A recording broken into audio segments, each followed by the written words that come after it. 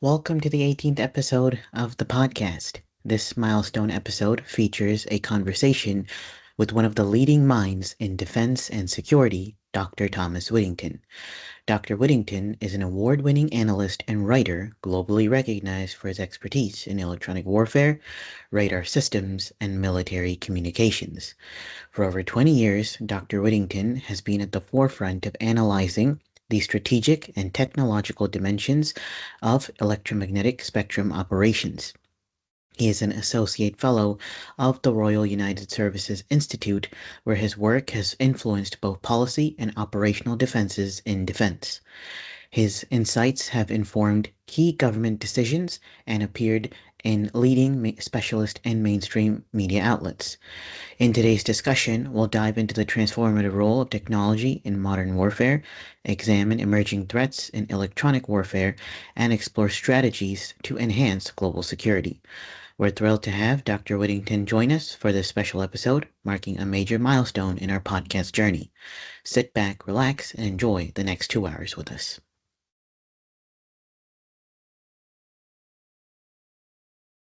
All right, Mr. Whittington, I'd like to welcome you to the show. This episode of the Garud podcast marks the 18th episode of this podcast. Today on the show we have Mr. Thomas Whittington. He is a expert writer and analyst in defense technology and electronic warfare. He has been operating in the space for more than 24 years. He is a distinguished journalist and analyst specializing in electronic warfare, radar, military communications, and defense technology. His deep expertise is underscored by his PhD in history from the University of Birmingham, which adds the historical context to his thorough analysis of modern defense systems. His thesis focused on electronic warfare during World War II, specifically the Bomber Command's efforts against German air defenses. Mr. Whittington's extensive body of work includes writing for a range of specialist and general publications, producing bespoke articles, papers, and reports for leading companies and organizations in the defense sector. His insightful contributions extend beyond writing. He also serves as a consultant and advisor to prominent government and private sector clients. In addition to his written and advisory roles, Mr. Whittington has played a key part in planning and organizing conferences and events focused on various aspects of defense technology. His ability to blend historical perspectives with current technological trends positions him as a leading voice in the field, providing valuable insights into evolving landscape of defense and radar technology. Thank you so much, Mr. Whittington, for coming on my podcast. I'm really happy to have you on. Man, it's a real pleasure. Thank you for that very kind introduction. It's very, very flattering. And please, I'm very informal. Call me Tom or Thomas, whichever you prefer. Sure. Yeah, absolutely. So, just out of curiosity, what kind of led you to becoming a defense and radar journalist? Well, it was a sort of, I suppose, like a lot of these things, it was a slightly oblique route, an accidental route in many ways. I've always had an interest in military technology and international politics, international affairs more widely. But many, many years ago, I did my first degree was in history, but then my master's was looking at contemporary history, particularly 20th century history. And that got me very interested in warfare and conflict more generally. And then I went to go and work in academia for a couple of years in London, where I joined a defense think tank. And through that work, I began to do work assisting UK Ministry of Defence, looking at things like also contributing to what's known as operational analysis, which is a school of conflict analysis and conflict interpretation. And through that work, I became very interested in electronic warfare, radar, and military communications, all three of which are very close cousins to each other. And the interest just grew from there. And really, that's what I've been doing ever since. But I had a fantastic time doing it and find it extremely interesting. Mm-hmm. Yeah, I've just seen a couple of your interviews on BBC as well, so you have been able to just like provide a lot of insights on electronic warfare specifically. So yeah. Um, and so your PhD thesis was on electronic warfare during World War II, and I'm assuming that at that stage, electronic warfare was definitely in its early stages, but it was probably coming full-fledged into play as, different powers were using it. But how has this kind of, influenced your perspective on modern defense technologies? The interesting thing about the use of electronic warfare during the Second World War, as you mentioned in your question just now, it was coming of age during that conflict. The use of radio had really started um, sort of in the First World War, and then the intervening years after saw an increasing uptake by militaries of radio, and then the perfection of radar technology in the interwar years took that technology even further. And what's interesting about that conflict, particularly with what Bomber Command were doing, was that the way that they orchestrated electronic warfare and employed it primarily against German radar and against German radio communications, particularly for the Luftwaffe, that was what their key target was the German Air Force. It really drafted the template to how electronic warfare has been used in support of air campaigns ever since. So as you and I are talking today, we've got a continuing conflict in Ukraine. We've got a conflict that's also developing in the Middle East. And what you're seeing in both of those environments, both those theatres, is that the offensive counter air battle, so that is the battle of one side's air force against another, has a lot of similar characteristics to what we saw Bomber Command pioneer during the Second World War. This is obviously less of a case in Israel's situation because its adversary in the form of Hamas and Hezbollah do not have an air component in the same way. It is primarily an air-to-ground war at present.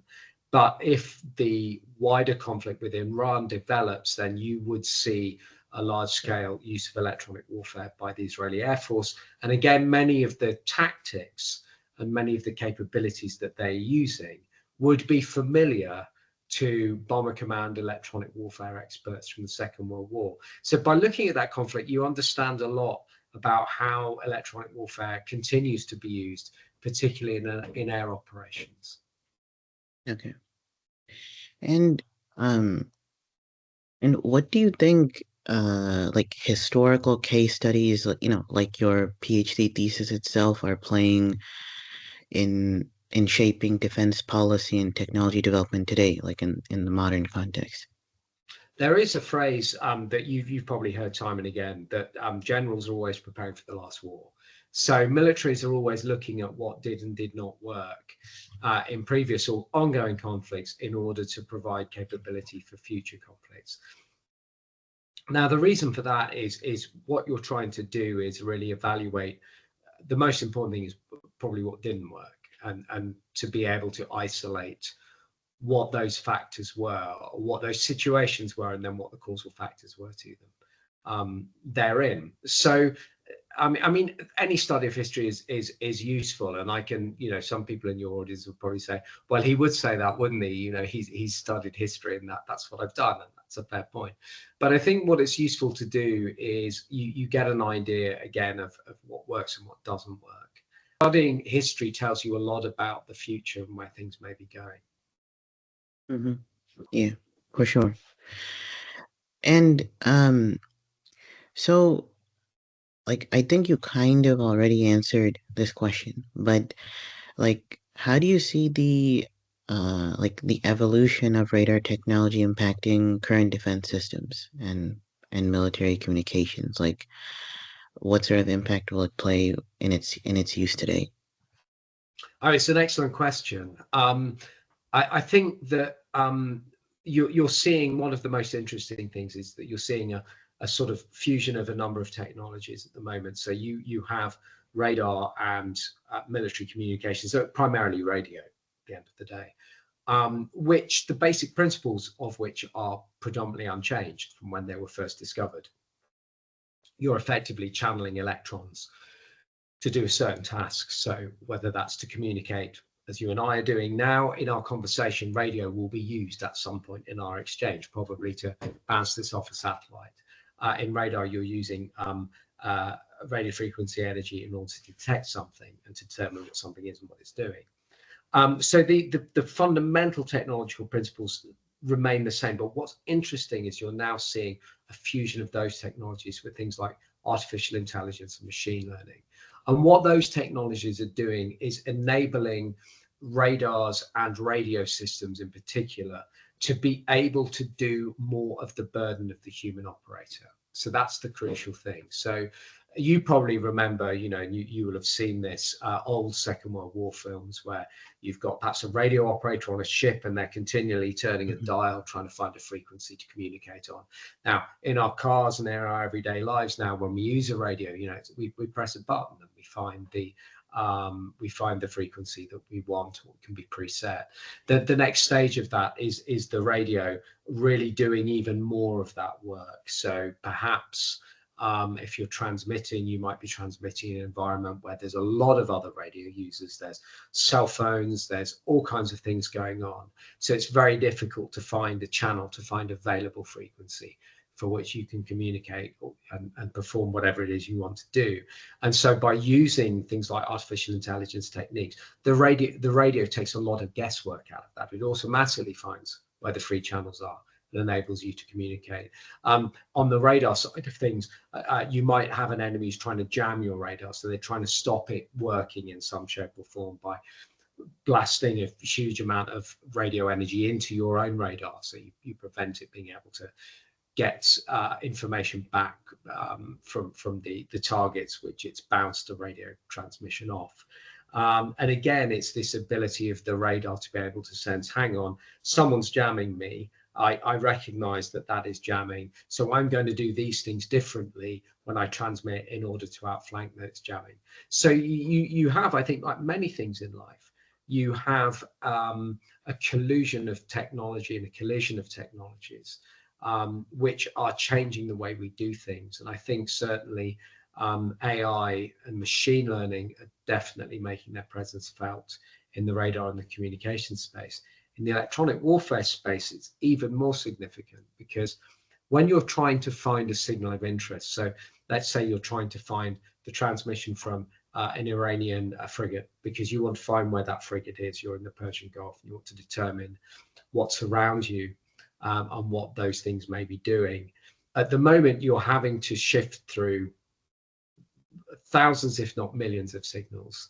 Other ships that are transmitting from their radars, people on land who are using their cell phones, and cell phone coverage doesn't exist. It doesn't extend very often that far from the shore, but nevertheless it can be there. And what AI can help you do is shift through that huge amount of signals and find exactly what you want, that signal of interest. So that's probably the biggest thing for me at the moment. Okay. And in terms of electronic warfare or any other form of defense technology, what do you see as like the most exciting or promising today in 2024, or like with regards to what's to come? I think I would go back to what I was mentioning just now in terms of the AI and the artificial intelligence and machine learning side of things, because I think we've barely scratched the surface in the military space of the potential of that technology, good and bad, I might add. Like all things, like nuclear technology was in the 1940s. You can use it for very laudable purposes, and you also use it for very nefarious purposes. And I don't think AI and machine learning will be much different from that. I think the other thing that's very interesting is the extent to which you're seeing military systems network together. We're very familiar in our own lives. We have our smartphones. We live very connected lives now. It's very easy to get a taxi. It's very easy to order a meal. We do it seamlessly by being networked with other things, by being networked with the things that we want to do. And you're starting to see that happening in the military space increasingly. So what that means is that the ability and the speed of military operations goes up exponentially, because at the moment. For instance, if you were on a battlefield somewhere and you saw a you had a drone, for instance, that spotted a hostile vehicle or a group of vehicles coming towards your troops, the ability to retrieve that and collect that information, share that information with whoever needs it, and then to then get an effect on those vehicles. So that's a destructive effect, or it might be an electronic effect to prevent them communicating with each other, or it may be a cyber effect to prevent their command and control systems working, or it may be all three. The speed at which that can be done, and at the moment, is already increasing and will increase yet further in the future. So one of the big technological consequences is a vast acceleration at the pace at which militaries perform operations. Okay. Okay. And um I just had like a question about like just like being a defense journalist. So like how do you approach like various companies or organizations for like writing reports like within the defense sector? Like what's the typical process in terms of like writing a report or approaching them for information, etc.? Um, I mean, I think every piece of work you do to an extent is different, but I think generally speaking, I mean, the crucial thing I would say to anybody is planning is everything, and timing is important. I mean, writing is a wonderful thing to do, and it's and part of the reason why it's time consuming is invariably contacting people and talking to them will always take longer than you think, for very ordinary reasons. People travel, obviously they have lives, you know, that they are that most of them are extremely busy. So the crucial thing is to prepare as far in advance as possible. And then in terms of if you're depending on the subject matter of what you're doing, is to try and talk to as many people as possible, and as many reliable people as possible. That's really important. And then just put the requests out there, and you know, hope somebody bites. You know, it's like a fishing, like going fishing. You know, you've got you know what you want to do, and you hope somebody sort of reacts to it. And usually they do. You know, people are very, in sort of over 2 decades of doing this, my abiding takeaways, people are incredibly generous. You know, where they can help you, they really will. And where they can share information, they really will share information. And what that then precipitates is a wonderful conversation with people that the best interviews you do, the best conversations you have with people are with people that you've known for a very long time, because it becomes a conversation. It's not just a Q&A, you know, it is a conversation about whatever it is you're interested in, and you pick up but from where you left off. But the thing I always say is that the most important thing is listening, and listening and learning that way. Yeah, that they're my central sort of observations, I think. Okay. And uh like what sort of like like challenges do you face in terms of, you know, I mean, obviously the subject you are covering is very technical in nature and sometimes it requires a lot of detail.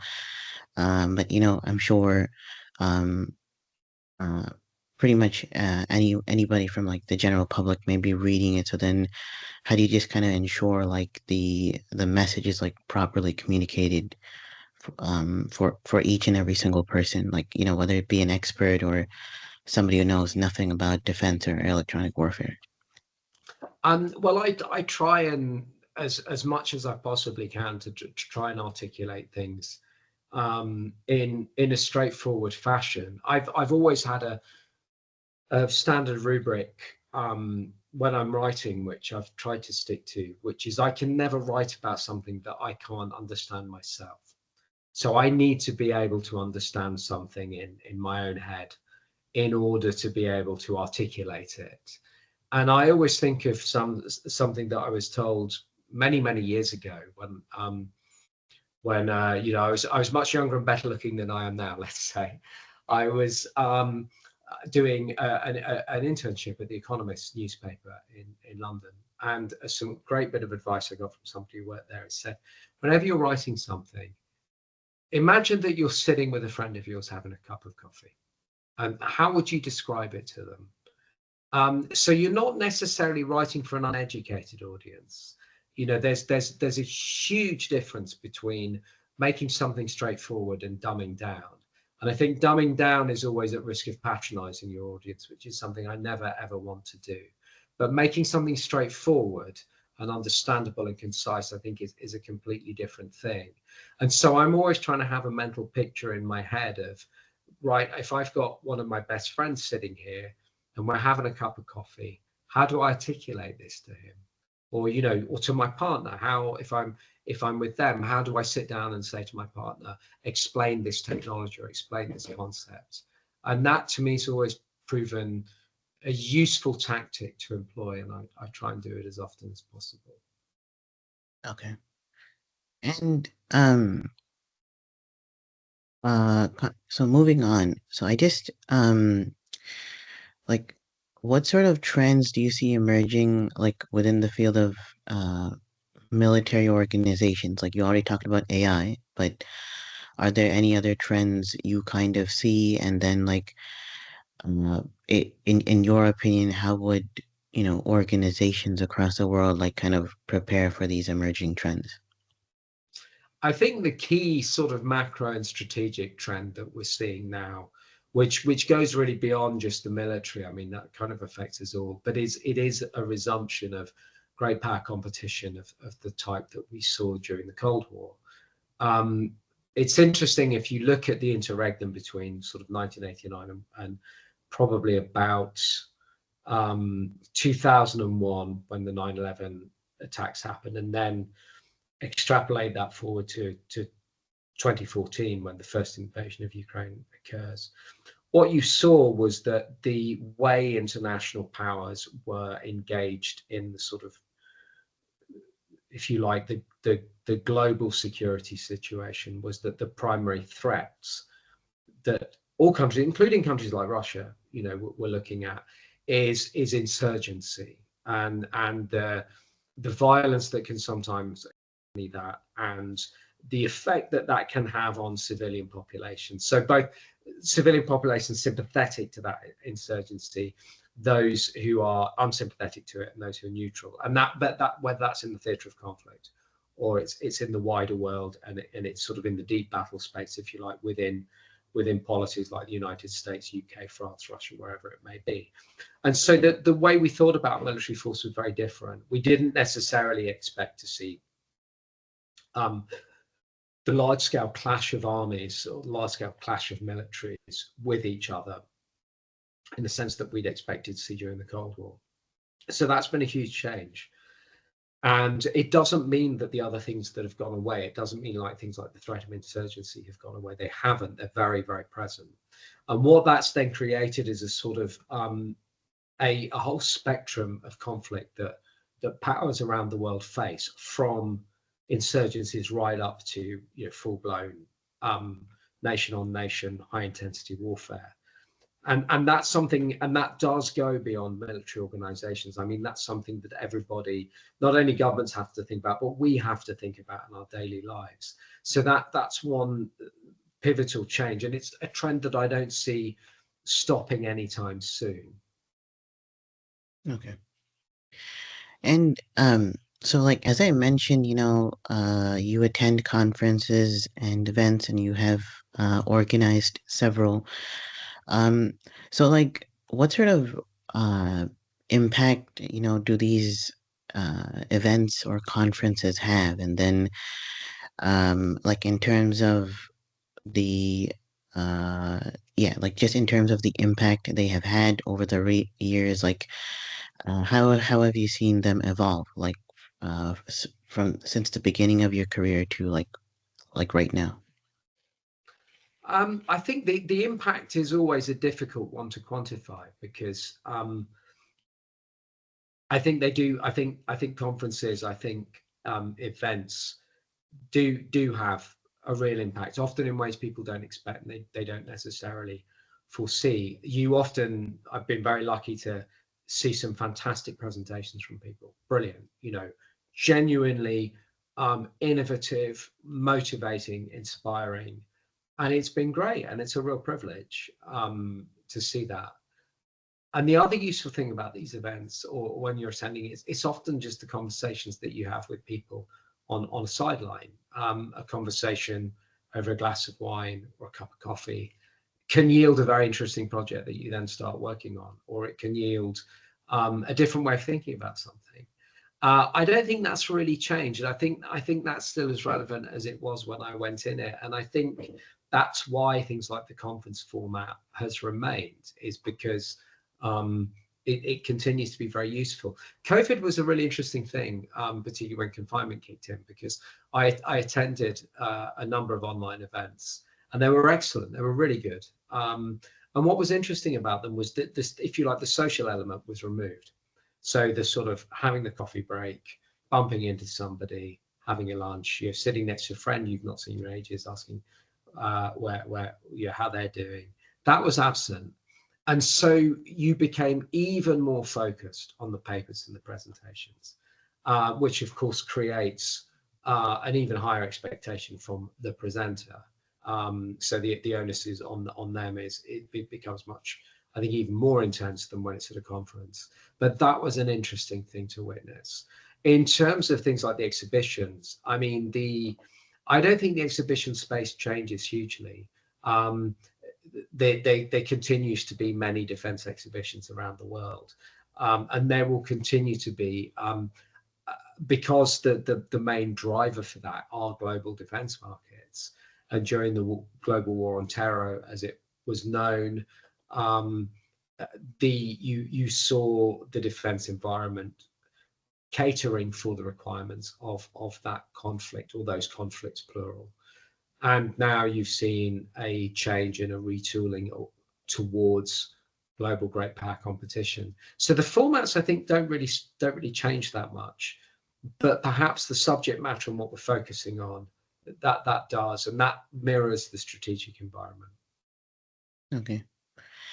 Like just out of curiosity, like what was the recent most conference you attended, and like what was it about? Like, The most recent conference I attended was at the Royal United Services Institute, C4ISR. So for your audience who may not know that acronym, very long-winded military acronym standing for Command, Control, Computers, Communications, Intelligence, Surveillance, Target Acquisition and Reconnaissance, managed it in one go. So the RUSI C4ISR conference was in London last week, organised by a dear friend of mine, Noah Sylvia, who is RUSI's C4ISR fellow. It was a very good fun event. I was very, very flattered to be speaking at it, which was nice to be invited.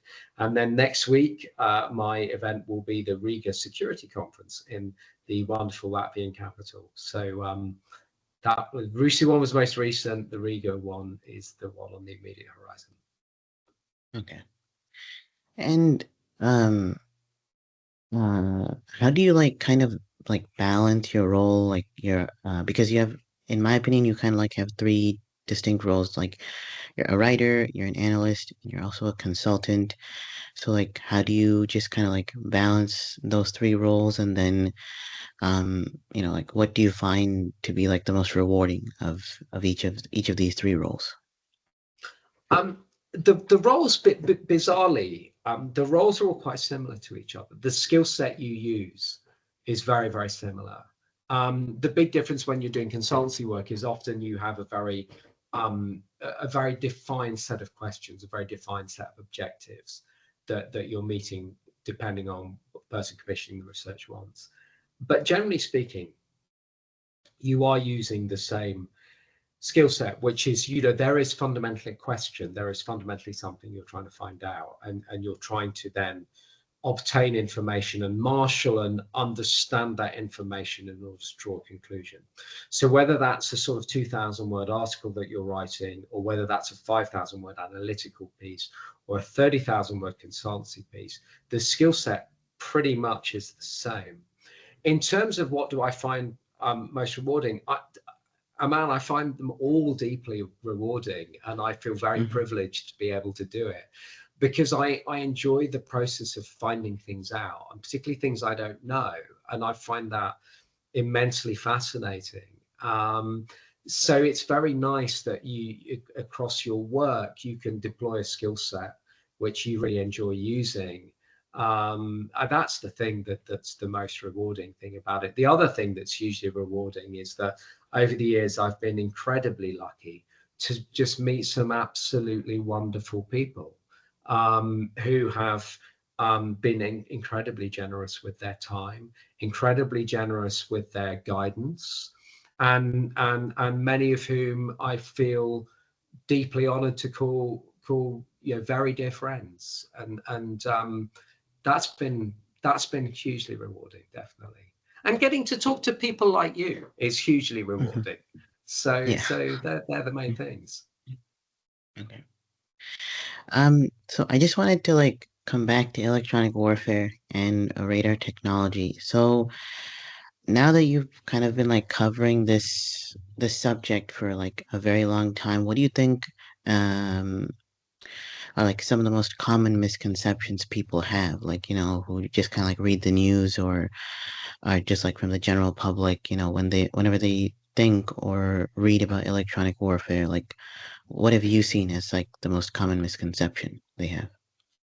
I think there's quite a few. I mean, the if you sort of extrapolate that things a bit further, I mean, during we were talking about COVID um, earlier on, and during the pandemic when that was raging, you got people saying things like, well, 5G gives you COVID and things like this and other conditions. It doesn't. It's complete rubbish. It's bunkum.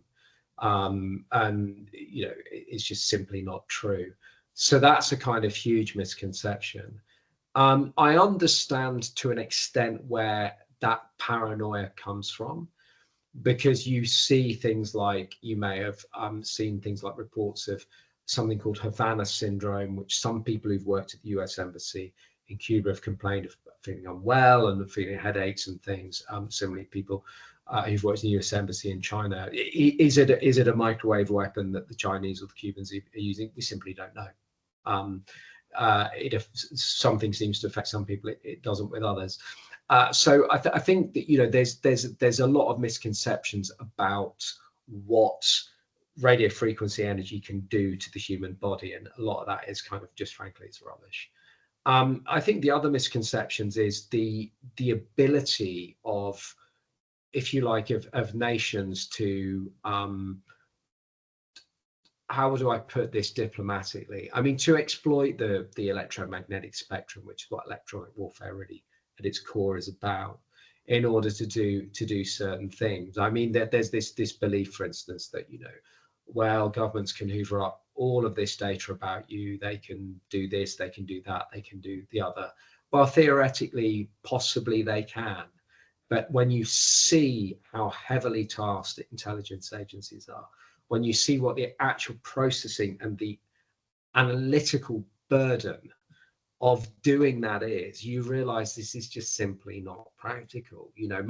Most governments have far better things to do than delving into a particular individual's mobile phone, unless that individual happens to be doing something of interest to that government. Now, it's a bit different when we're talking about democracies compared to autocracies, because obviously there's different considerations there. So I think the key one for me is going back is an overestimation um, of how deadly radio frequency energy can be to the human body, and an overestimation of the effectiveness of governments, particularly governments, Western governments, of exploiting information that travels through the spectrum for nefarious ends. I think they're my two big bugbears, I suppose you call them. Okay. So like so basically like my next question kind of like ties into what you just said, but do you think the biggest challenge facing like through the use of defense technology today is like the war against misinformation? Because obviously, we have social media and we have all these vectors which can rapidly accelerate the spread of a message, whether it is right or wrong. And so like what, like, in that context, what do you think are like the biggest challenges, and then, like, how can they be addressed by I everyone? think disinformation, I mean, it's a good question that you've asked. And I think disinformation is one of the single biggest strategic threats we face to our society, particularly living in democracies. And I think it needs to be treated as that. I mean, it absolutely needs to be treated as that. It needs to be treated as something as dangerous as um, violent political extremism, as dangerous as environmental catastrophe, uh, as dangerous as major threats to our critical national infrastructure. Disinformation helps absolutely nobody, um, and that's something that must be very very keenly stressed. I mean, I have my views on the subject. The first thing that I would want to be seen to be done, which I think there is discussion about in Europe and possibly in the US as well, is, for instance, social media companies who willingly um, share disinformation should be punished for doing that. I mean, the individuals who share it should be punished, frankly. You may have heard that recently we had rioting in the UK, race riots, following tragic murder of some children up in the northwest of England. And rumours went out about the perpetrator of that crime, which was simply completely untrue. And the people sharing that information, really the full force of the law should fall on their shoulders. And that's something I firmly believe in. But it can't just rest with the individual. It has to be a whole of government approach. It has to be the tech companies being held responsible. It has to be governments meaningfully legislating on this. And also in our own democracies, when we have foreign actors who are willingly promoting disinformation, it has to be made very clear to those foreign actors that that action will have consequence. Now, whether that's diplomatic, political, or military consequence, that's a political decision ultimately to take. But it should be made very clear that there will be extremely serious consequences for that sort of action. So, as you've probably understood, I have quite strong views about disinformation. Yeah, great. So, so just for like my final few set of questions, like this just kind of ties into like what I said at the very beginning. But what sort of advice would you want to give to somebody who wants to enter the field of defense technology journalism or analysis, or who would maybe want to work for a a journalism company like the BBC and maybe specialize in defense technology, etc. Um, I think I think my first bit of advice would be geek out, basically. I mean, most people who work in defense analysis, defense journalism, call it what you will, we're all super geeks somehow. We really are. We get excited about um, aircraft wingspans. We get excited about gun calibers. We get excited, in my case, about frequencies. I mean, the thing, I think the first thing is anybody who wants to get into it will know that it's already that they'll know that they want to, because it kind of picks you in a sense. I don't know why I got interested in electronic warfare, really. I don't know why I got interested in military affairs. It just kind of happened. Some people like Star Trek, some people like Star Wars, some people like both, in my case. And I think it is very, very similar to that. The advice I would give people is start writing. Start compiling content on these things. There's a lot of really brilliant people out there who are compiling content. There's always room for more. We're not a closed shop. I would never want that. And the more people we have writing about defense in an authoritative, fact-based way, the better for all of us. And I would encourage anyone to go for it. So one of the most useful bits of advice I was given was from an old professor of mine, who said, when you're writing, write something every day, even if it's just a paragraph, but write something. Or, if you want to produce, if you're interested in defense, but you want to produce kind of like the content that you're doing at the moment, podcasts, YouTube films, that kind of thing, well, do something on that every day. Keep your skill set sharp, keep practicing it, and it will get picked up, because people notice fantastic content. They notice things that are really good, that are informative. So I would just say, I think, to sum up, if you have that calling, embrace it, go for it. get writing, get doing it. That's the crucial thing. And the rest will just fall into place. And you'll get opportunities that you couldn't dream of, or that you just didn't expect. But I would tell anybody who goes into it, you'll have a career like no other, and you'll have a really wonderful time. Hmm. Yeah, for sure. And so just like my final question is so looking forward, like what do you think is gonna be like just the next big thing in terms of uh radar or electronic warfare? Like what is gonna be maybe the next big breakthrough that we'll see, which will probably like amaze everyone, and then like how do you just think it'll impact global defense strategies as well? It's another very good question. I tend not to think that we'll see sort of big bang events in terms of the technological evolution. I think you will see an incremental improvement in capability in the space that I look at. And we talked earlier on in our conversation about AI and machine learning and things like that. I mean, we're really just at the cusp of what that is going to do, good and bad, and that is going to develop. So I think that we will see an incremental increase in capability from that score. But that will also that will change. It will increasingly change the way militaries do business, or they fight wars ultimately, how they do that, because it will accelerate the pace at which conflict is performed. And that will be very, very significant, again, for good and bad, because on one hand, speed is of the essence on the modern battlefield. It's such a vitally important thing, because if you are faster than your enemy in terms of how you fight a war, your enemy is always going to be on the defensive. They're always reactive. You're always setting the initiative. But that being said, the faster things are and the faster war becomes, the less decision making time, or the shorter your window to make decisions. And from a human perspective, that can become quite concerning. And then you're getting into the question of, well, to what extent do you allow the machine to take the decision? Now, at the moment, I don't think there's anyone on the planet, including the military, most definitely the military, who would be comfortable with a machine taking a command decision, whether that's in terms of actually pulling the trigger, whether that's in terms of ordering a troop movement, or ordering a movement of ships, aircraft, whatever it might be, ordering maneuver, to use the military term.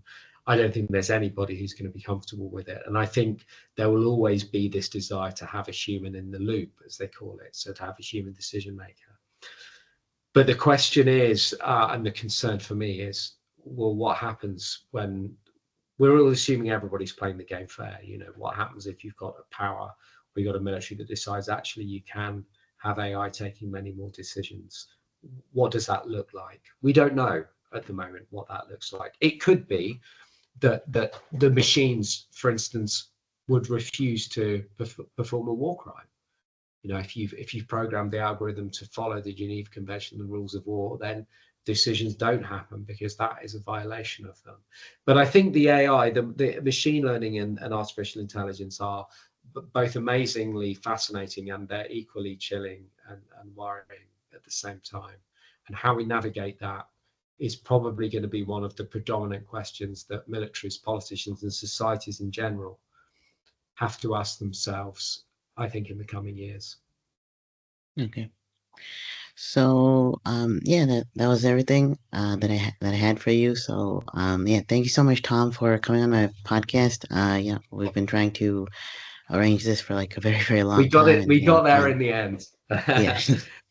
We got So, there in the end, man. It's been an absolute pleasure. I've really enjoyed talking to you, and yeah, yeah, thank you so much for the opportunity.